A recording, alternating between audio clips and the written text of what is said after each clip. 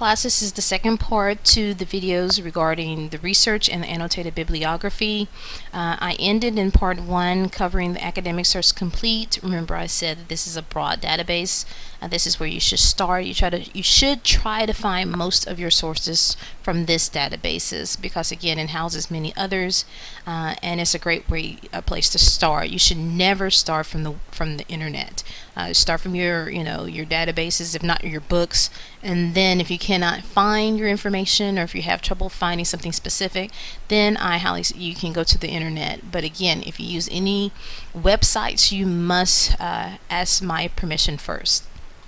So we ended with the academic search complete, and then we're moving over here to CQ Researcher. I love CQ Researcher because it is you have all these researchers compiling these little research projects for you. It covers everything from the overview to the current situation, where the argument may be moving, and again, it's completely objective and quite detailed. I had mentioned earlier that with academic search complete, you have to be willing to change your word choice. Find synonyms that relate to the idea that you're trying to use. So I use voter indifference in academic search complete. So I'm going to try it here to see if I pull some of the same results. And again, you're not going to get a lot of information here because the databases. The information here is quite vast, and I'll show you an example of what I mean by that. So the first one came up was polarization in America, and just looking at it, hot button issues: abortion, gay marriage, voting rights, and beyond the government. Americans live increasingly divergent lives. So it sounds like something that I'm interested in. So I can go ahead and select the hyperlink to see if there's something that may interest me. So here you see on the side, you have all this information just on this one subject. This is a great way to begin. If you can find research on your topic, you can begin here because it gives you a research question, although not a very good one. It gives you all this information. It's just quite detailed, and again, it's all objective. So I'm going to go ahead and email this to myself because it seems like a great article. And if I want, in order to do that, you can go to here where it says email link back to, and I always select full report because I never know what I may find. So I just had the whole report emailed to me, but you may not need to use the whole report. You may only focus on one specific area, but it's just nice to have the full report. And then this box will come up and you'll put in your information. I'm not going to do it because I've already emailed it to myself. Then you send the email to you.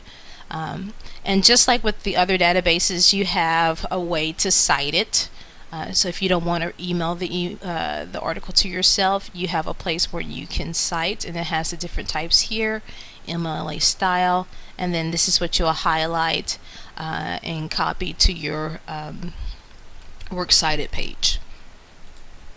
Okay, so that is CQ Researcher. And the next one that I want to show you is opposing viewpoints. This is my least favorite database. Although it is quite vast, the information in here is exactly how it's labeled in the title, viewpoints. They tend to accumulate more opinion columns rather than academic information. So oftentimes students have difficulty deciphering the difference between the two, and they'll pull from the viewpoints rather than the academic information, making their argument biased and completely fallacious. So I'm going to go back up here and I'm going to try voter indifference and see what happens.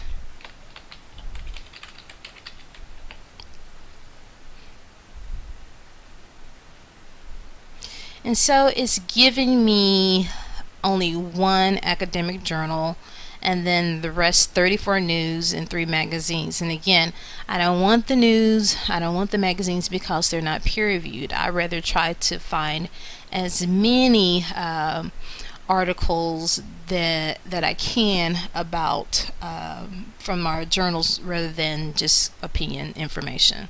So I found one, and I can see if it's something that's worth me spending time looking at, or if I should try another term. But just by the title Dirty Hens, I'm not sure if it's something that I want, because it's focusing more political corruption than what I expect to see, and that's not what I'm targeting. So I'm going to try voter apathy, see what happens.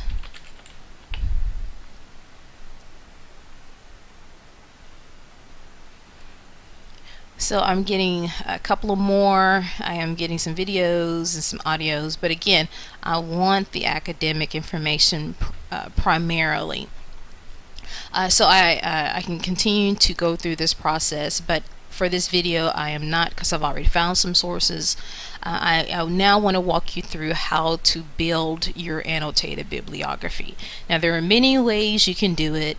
I'm going to show you the way that I like to teach students, because it makes some of the documentation much more easier, and you can work through the process rather than trying to do the entire assignment at one time. So I'm going to go to my email, and notice that you see some of my sources here. For this assignment you need 6 sources. I have 5, and I have another one down here.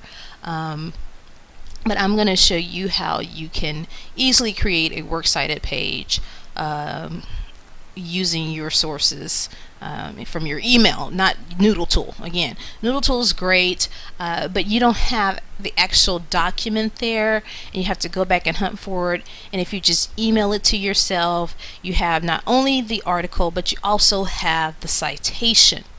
And again, I just find this to be easier. It's less steps. Okay, I like to work smart, not hard.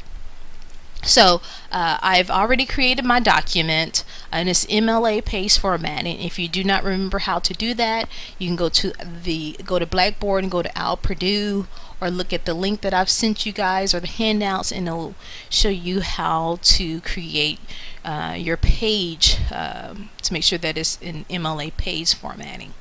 Now with the annotated bibliography, what makes it an annotated bibliography is that you will have the citation followed by an annotation. Now again, I'm going to show you how to do this using your sources that you email to yourself. So I'm going to go back to my article. So my first article is here, and you see it on the side. And notice that it says works cited, and it's in the formatting and everything, has the hanging indent as I need. So I'm going to highlight this, and I use my control keys. When I do a right click, sometimes it doesn't hold my formatting. So I'm going to do a control C, then I'm going to go back to my document and do a control V. Okay. And notice that even though it's not in the same font, it held the italics where the italics need to be held. So that is one less thing that I need to do. So I'm going to go ahead and hit enter, and I'm going to go to my next document and do the same thing. I'm going to highlight it, do a control C, move to my document, and do a control V. Okay, I went ahead and added the rest of my articles, but again, you just need to go back from your email and just do a control C, which is copy, then you can do a control V to paste. And again, I'd rather do that than just do the right click, because it oftentimes may not hold your formatting. So I have all my sources here, but it's not in MLA page formatting, formatting. So there's a couple of things I want to show you. So I'm going to highlight the entire thing, and then I'm going to put it in Times New Roman, because that's the font that I'm using, and I'm going to put it in 12-point font. Okay. While I have it highlighted, I also want to go ahead and check my spacing, because the spacing should be double spaced, but it should not have any additional spacing in between. This is one of the most common mistakes students tend to make. So I'm going to select the little chevron here and go in here to make sure that the spacing before and after set at 0, and that it's actually double spaced. So it held the documentation spacing for me as well. So I'm going to go ahead and do OK. Again, however, it's still not in formatting because it has to be in alphabetical order, and it also has to have a hanging indent. So while I still have everything highlighted, I'm going to go to the icon where it says A to Z. This icon will put it in alphabetical order for you. Again, this is a computer and it's not an exact science. If you have an article that uses quotation marks or anything other than a letter, it cannot recognize it. So you want to be careful. Always double check your format. Do not just assume because you're using some type of machine that is going to be accurate. That is a no-no. So I'm going to select this button A to Z. I want to keep it sort by paragraphs. I want to keep this text, and I want to be ascending because again I want it from A to Z. I'm going to hit OK. So I can go through here and look, but it looks like everything is in alphabetical order. So now, while I still have everything highlighted, I'm going to do a Control T, and it will give me my hanging indent.